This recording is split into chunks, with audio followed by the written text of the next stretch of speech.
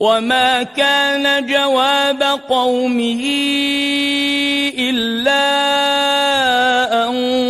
قالوا أخرجوهم من قريتكم إنهم أناس يتطهرون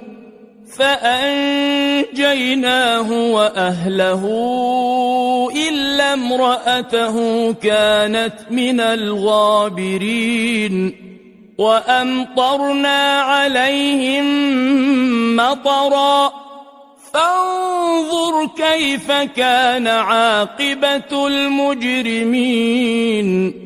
وإلى مدين أخاهم شعيبا قال يا قوم اعبدوا الله ما لكم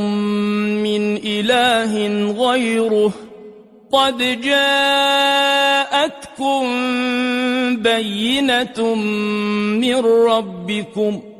فأوفوا الكيل والميزان ولا تبخسوا الناس أشياءهم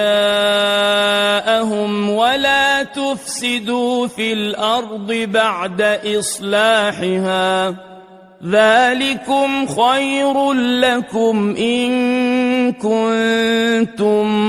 مؤمنين ولا تقعدوا بكل صراط توعدون وتصدون عن سبيل الله من آمن به وتبغونها عوجا واذكروا إذ كنتم قليلا فكثركم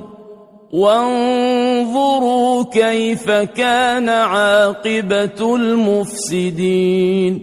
وإن كان طائفة منكم آمنوا بالذي أرسلت به وطائفة